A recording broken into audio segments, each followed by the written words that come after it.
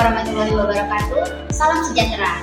Halo Sobat Gen Z, selamat datang di Tangsel kelompok 6 mengenai auditing.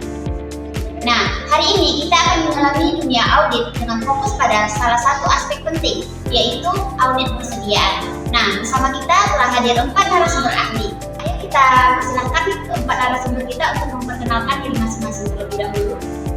Saya Felita Di sini saya sebagai persentase dan saya Nima Ramadhani dan saya di sini adalah sebagai pakar akuntansi. Saya Abdul Ramli dengan sebagai auditor di KAP FGZ. Saya Mutiara Matsarya sebagai auditor di KAP ABC. Oke, untuk membuka gerbang pengetahuan kita, mari kita dengarkan penunjukan dari guru kita yang tentunya adalah seorang pakar akuntansi mengenai apa itu persediaan.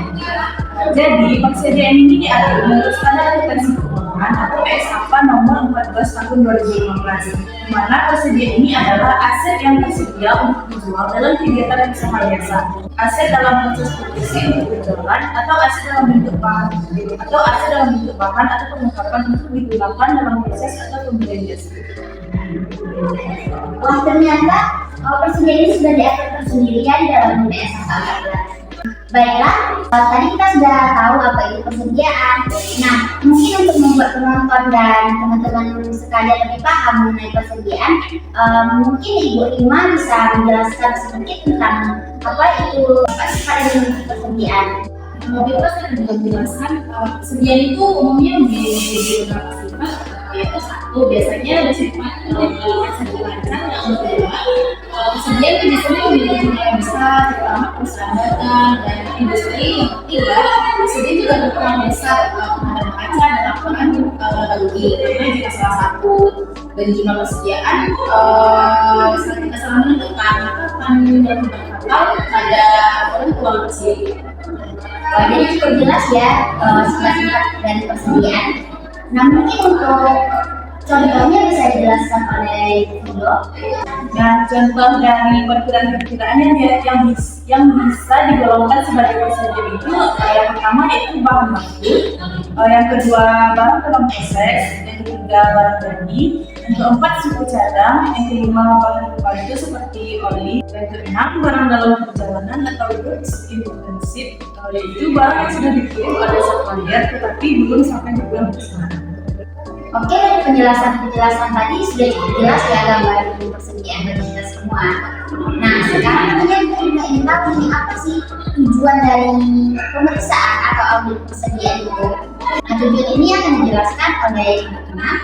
Ada 14 tujuan pemeriksaan persediaan, yaitu yang pertama untuk memeriksa apakah internal kontrol cukup baik atas persediaan. Kedua, untuk memeriksa apakah persediaan yang tercantum itu benar-benar ada eksisten istilahnya yang memiliki perusahaan pada tanggal neraca.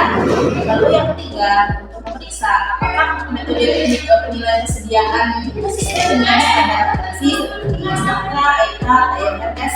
Yang keempat, untuk memeriksa apakah sistem pencatatan persediaan itu sudah sesuai dengan standar akuntansi keuangan. Yang kelima, untuk memeriksa apakah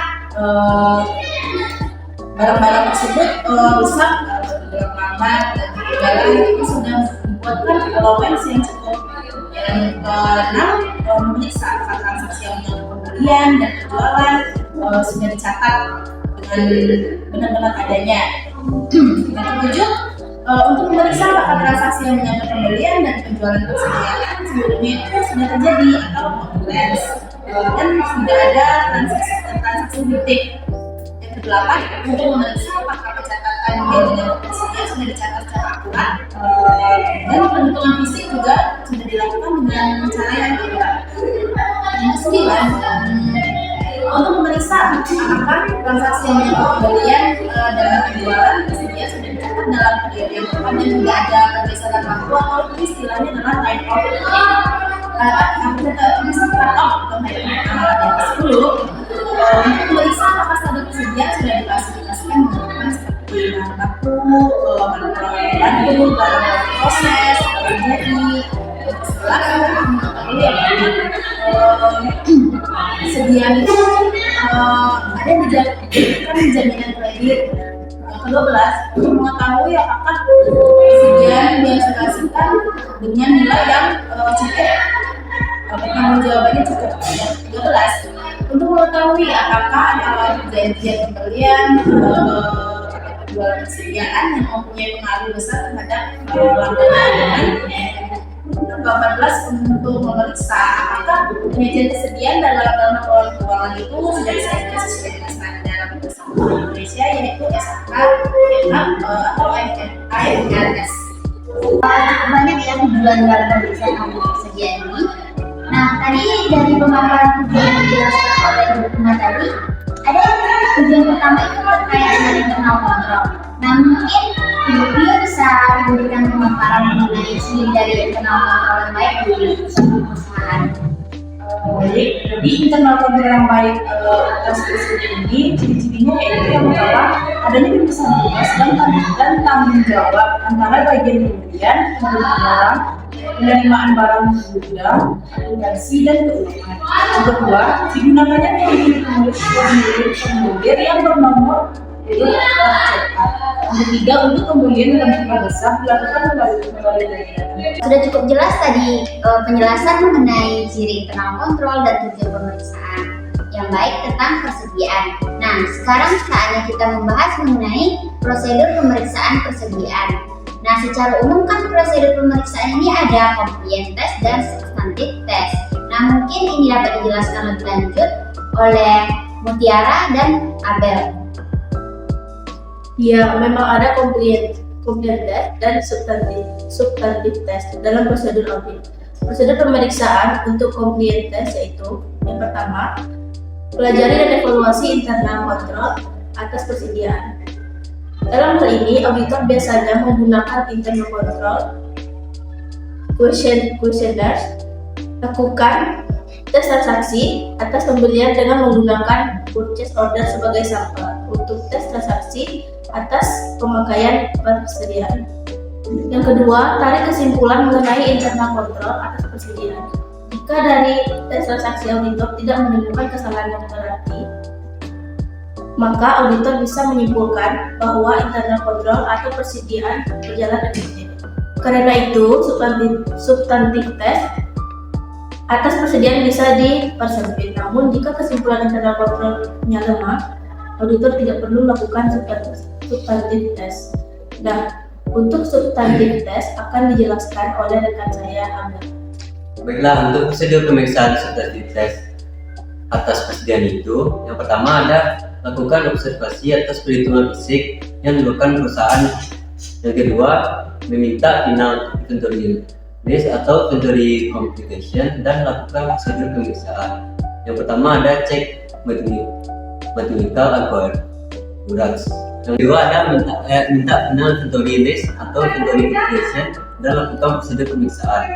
Yang pertama ada cek mechanical accuracy. Yang kedua ada cocokkan quantity control dengan stock file.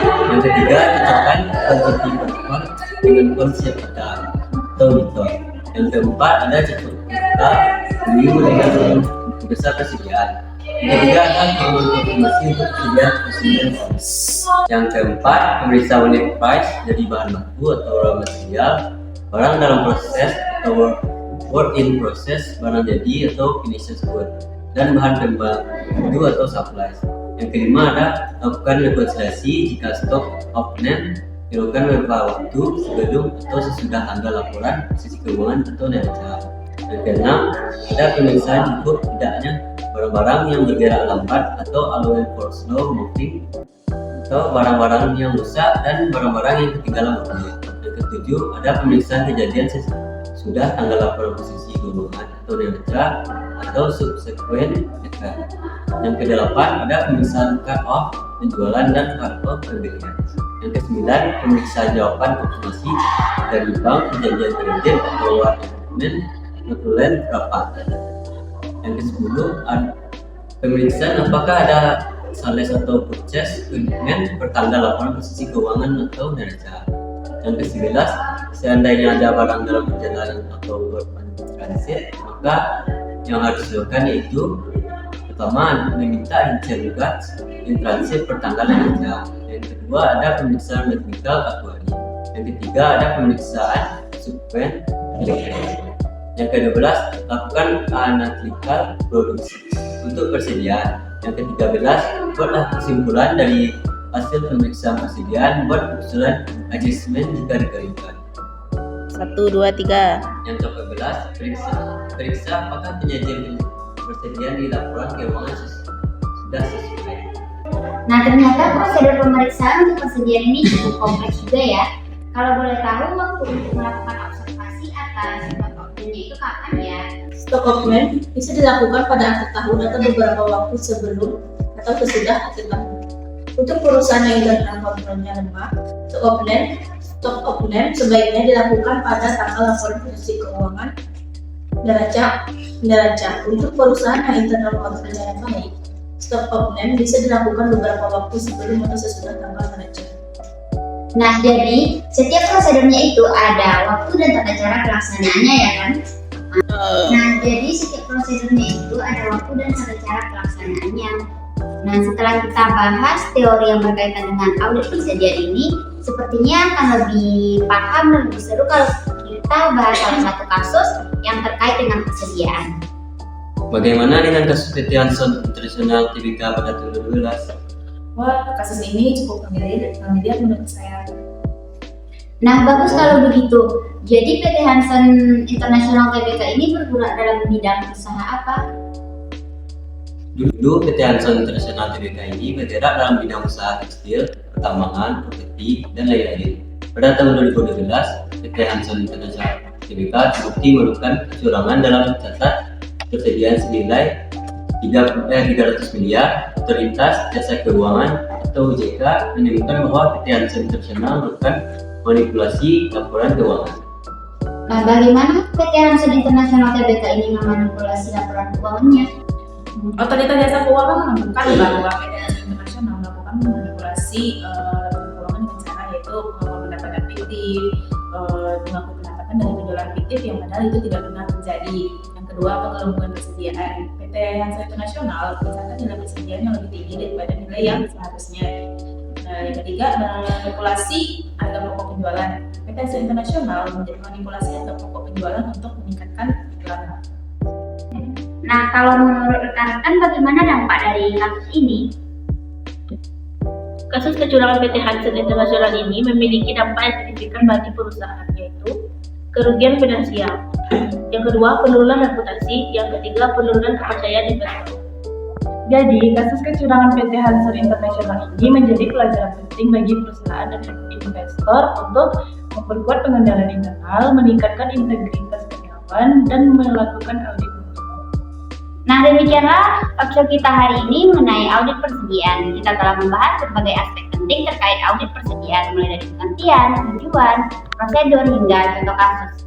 Nah, semoga talkshow ini bermanfaat. Terima kasih kepada para narasumber yang telah berbagi ilmu dan pengalamannya dengan kita hari ini. Terima kasih juga kepada para pemirsa dan penonton yang telah mengikuti talkshow kami dengan antusias.